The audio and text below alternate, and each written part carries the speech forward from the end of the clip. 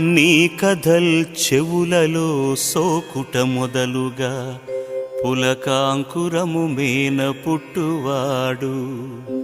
నయమైన నీ దివ్యనామ కీర్తనలోన మగ్నుడై దేహంబు మరచువాడు. ఫాలంబుతో నీదు పాదయుగ్మమునకు ప్రేమతో దండమర్పించువాడు. హా పుండరీకాక్ష హా రామ హరియంచు వేట్కతో కేకలు వేయువాడు. చిత్త కమలంబునను నిన్ను చేర్చువాడు. నీదు లోకమునందుండు నీరజాక్ష.